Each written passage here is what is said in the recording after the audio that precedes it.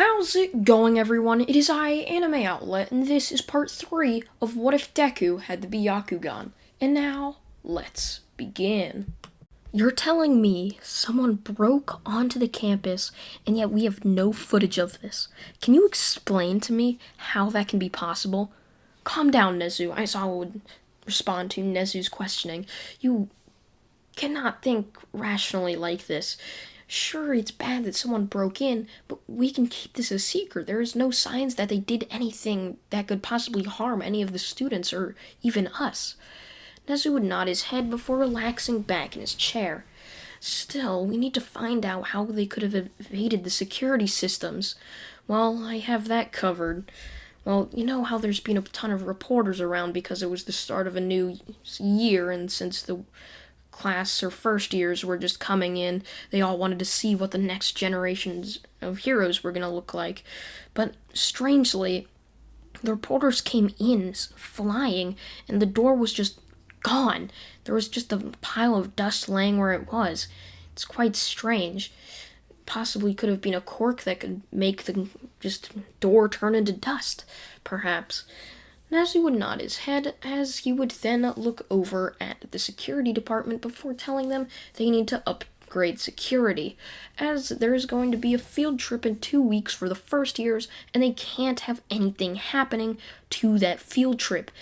As the public already knows about this, there's no hiding it anymore, since they basically caused the break-in, so now the security system's going to be seen as weak. And if another supposed attack happens, that's not going to be looking too good in the paper the next day. So the security department would get just to work making the security a lot better, upgrading the walls and defenses, along with all of the cameras and different sorts of things, so that you couldn't just deactivate it with a single bolt of electricity like a electric cork. So a couple weeks would end up passing as Izuku and his class would end up walking in to school. Today was the day of the big field trip that they were going to go on. As they'd all be sitting in their seats, Aizawa would then walk into the classroom. "Alright, class, you know the drill. Go down, either put your hero costumes on or your PE uniforms, I don't care which, and hop on the bus at the loading bay. There we will then take a long drive to the USJ. You all know this, we practiced it yesterday. Get moving, we don't have much time to spare before the bus ends up leaving us here." The class would hurry off to their separate locker rooms, as they would then get changed into their hero costumes. No one decided to wear the PE uniforms, deciding it would look much cooler to be dressed up in their hero costumes, as they're also doing a hero training exercise at this facility. So when they would arrive, they would all hop out of the bus, as Izuku would then activate his Byakugan, sensing that something just wasn't right. He would look through the walls of the USJ, as he would see a portal opening up, revealing tons of villains walking just out of this portal. Izuku would tell 13 to not open that door, as something's wrong. She would look at Izuku, questioning him, as Izuku would then go over and ask her to come with him, as Izuku would then motion for Aizawa to follow him as well. Izuku would then tell them that there's villains inside of there. As Aizawa would question this, however, they would hear the door open. One of the students had gotten curious as to what was inside and couldn't wait for the teachers and Izuku to get back. Opening the door, there would reveal tons of villains. As the villains would spot them, a portal would open up below the young heroes in training, scattering them all throughout the USJ. As Aizawa, 13, and Izuku would look on in shock and horror, there the students were falling through a purple portal, as they didn't know where they were going to go. As Mineta, who was luckily spared by this, having been at the doorway, who had just opened it, and the purple mist portal-looking guy had just happened to miss him. So Mineta, standing there, would just look on in shock, as Aizawa, 13, and Izuku would look over at him, as he would then rush off into the forest behind the USJ, as he wasn't seen after that. They would wonder what this the cause of, as they would then walk into the USJ, revealing hundreds of villains standing in the center, staring up, glaring at the heroes at the top of the stairwell. Izuku would look over to the heroes as he would ask them if they should jump down. Aizawa in 13 would tell Izuku to stay there, however Izuku couldn't just do that. He wasn't about to let a good training opportunity get behind him, so Izuku would jump down before either Aizawa or 13 had even thought to do anything, as he would reach the bottom of the stairwell after jumping, as he would then just begin to fight all this crowd of villains. Imagine the just scene with Madara fighting tons of shinobi warriors, just defeating all of them just with ease, as Izuku would easily be able to beat them, as none of them was really at his blind spot that he had at the back rear neck, as none of them was really in the air. Izuku could see their feet behind him, allowing for Izuku to easily know when someone was approaching him from behind, turning around and easily using the gentle fist to crush their hopes of taking down Izuku. Aizawa in 13, not wanting to be left out, would jump down there also to protect Izuku, as they would then start to defeat all of these villains standing in their way. And after a while, the villains would end up being taken down, and there revealed one last one, and the mist guy standing next to him. Well, these people have beaten my army. Well, no matter. Kirogiri, why don't you release that thing the doctor's been working on? I hope it gives us a nice show. As Kirogiri would nod his head down towards the blue-haired person, as Kirogiri would then open up a portal, and there stomped out a massive purple bird monster with scars littering its body. As you would look over towards Izuku, Aizawa in 13, just glaring at it, as Shigaraki would then pull up his shaking hand and would reveal his finger pointing it right at the group. And as if all of a sudden, the Nomu would jump right at the group, punching right at the ground where they were standing, causing a massive shockwave to hit them. Izuku had jumped out of the way, but Aizawa and 13 weren't as lucky, being thrown back, slamming their heads back into the stairwell, knocking them out.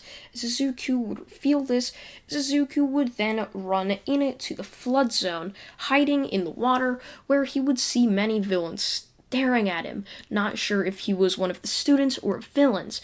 They just decided to risk it and to attack him. It doesn't matter if one of them were to be defeated, as they were a massive group. And even if this was a villain, remember they're a massive group and they haven't seen yet the massive horde of villains that have been crushed by Izuku. Izuku actually, though, didn't really see this coming, as he would see all the villains charging at him. He wasn't sure if there were villains in the water or not, as they were deep below, many of them having water-breathing quirks. So Izuku jumping into the water, as he would see just all of them charging at him, so Izuku would jump up out of the water, as he would then stand on it. Many of them would look on in shock, as they would then just think, oh, his quirk must be water walking. How useless. He must be one of us then. I mean, why would he even manage to get into UA with the water walking quirk? Many of them would then jump off of Izuku's path, as Izuku would walk over to the boat before jumping up into it. There he would see some of his classmates just sitting on the boat, wondering what was about to happen. As Izuku would get there, he would tell them there's a ton of villains in the water and they should possibly watch out for those. Many of them, however, were speechless. They had just saw Izuku, Aizawa, and 13 take down a massive horde of villains. And there they were standing cowering, as they couldn't manage to defeat a couple of villains swimming in the water. Izuku would tell them that it's alright, as he would then begin some hand signs, as the water beneath him would then start to twist and turn, turning into a massive just typhoon of water, as it would basically look like a tornado, but the water version. As Izuku would then use his wind release to manipulate the water, making it spin faster and faster, as he would then send it towards the Nomu as it would come splashing down right on to the Nomu, Shigaraki, and Kurogiri. However, it didn't pose much of a threat, as at the last minute Kurogiri had warped them all out of the way. Izuku would then see the boat was now on the ground, having the water all just be gone with Izuku's attack. There would reveal all of the villains standing beneath him, as Izuku would then look down at them before knocking them all out using the gentle fist technique, all just really very quickly as to make sure that none of his classmates were just being hurt. Izuku would end up seeing Shigaraki looking towards a random direction. He would look over as he would see Todoroki standing there staring at Shigaraki, as Todoroki would then rush towards Shigaraki. However, Izuku would yell for Todoroki to stop, as Todoroki would look over towards Izuku, as the Nomu would then come flying at Todoroki, punching him across the face, sending him flying towards Izuku, who was barely able to catch him, as Izuku would then put Todoroki on the ground before asking if he was okay. Todoroki would glare at Izuku before saying, "I would have been okay if you not gained my attention towards you. I should have just focused on the bird thing," as Izuku would nod his head before saying that Todoroki, they can't fight it alone. That thing is far too powerful for them to just fight it one-on-one. They have to fight it every 2v1 and possibly overpower it, as there's no chance that they're going to be able to overpower it with only one of them. As Izuku would then ask Todoroki if he's managed to create any sort of blade with his just chakra natures, as Todoroki would look at Izuku wondering what he meant. "Alright, Todoroki, you have the Sharingan, right?" Todoroki would nod his head, as Izuku would then show him a technique that he had just came up with. It was basically just making one of his chakra releases into a blade or a type of sword, as Izuku would then turn just his wind release into a sword wind, as Izuku had learned how to use wind, fire, and water. That's just what he had, while Todoroki had fire and ice. So Izuku would make a wind sword using his chakra, as Todoroki would then try to copy it. However, he would change it up a bit and would end up using fire, as fire would complement, or the wind would complement the fire well, and Todoroki and Izuku knew this. So they would walk up to the Nomu, as the Nomu would glare right at both Izuku and Todoroki, as Shigaraki would then start laughing. "Oh, you two are back for more then. Nomu, kill these brats once and for all," as the Nomu would charge head on towards Izuku and Todoroki. Izuku would dodge out of the way as the Nomu would go for a punch. Todoroki would slash upwards, causing the Nomu's fist to drop to the floor. Shigaraki would be in shock how Todoroki was just managing to cut cleanly through the Nomu, but would end up starting to laugh, as the Nomu's fist would regenerate as quickly as it just came off, as Todoroki would jump back, as he would yell to Izuku, "This Nomu, it has some sort of regeneration quirk." Izuku would nod his head in agreement, as he would then charge at the Nomu, but he would miss the Nomu with his sword, striking his wind sword up against the ground, as he would then release up, causing a ton of just debris to go sent flying upwards at the power of Izuku's swing. So this would end up causing dust to fly everywhere. Izuku would then see Todoroki jumping above him at the distraction and would then slice right cleanly the Nomu in half. However, this wouldn't work once again, as the Nomu had a regeneration quirk. So the Nomu would jump up, having his legs regenerated before charging right back at Todoroki and Izuku. as Izuku would tell Todoroki to just make a massive ball of fire.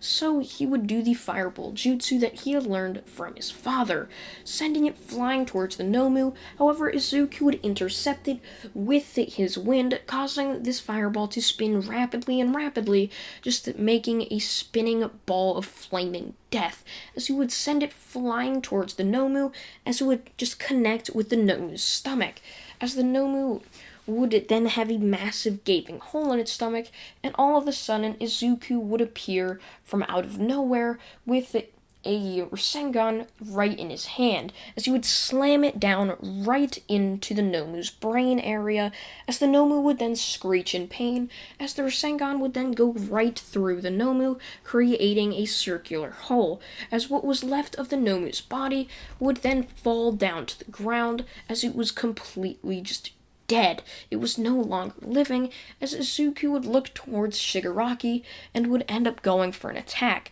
but would stop midway to reveal that Shigaraki was already gone. Both Todoroki and Izuku would look towards each other before thanking each other for the teamwork, as they would then shake hands, as if accepting a form that this was now a rivalry between them and that they are going to work as hard as they could to surpass each other. Izuku would then go around with Todoroki, stopping as many villains as they could, and would also collect just students from their class, as they were the only ones there, but they were just going around saving their classmates from all of the villains around them. As once they had everyone, they would then just be sitting by the fountain, as finally All Might would end up arriving. The doors had just been locked from the inside, as one of the villains had managed to weld them together, and Izuku and Todoroki used so much of their just power and energy, they couldn't manage to just break it open. They didn't even think about going back to the top of the stairwell. They were just so devoid of energy, they just decided to sit and rest, as the group with them would end up doing the same, as All Might would end up arriving, breaking down the doors, as he had heard villains were attacking, thanks to Mineta, who had miraculously went back to UA and told them that the villains were just attacking the USJ. So there he would end up seeing Aizawa and 13 being tended to by the students, as they were all just standing there wondering what they should do now. And that's where I'm going to leave this What If off, everyone. I thank you all for watching part 3 of What If Deku Had the Byakugan, and I thank you all for watching once again, and goodbye.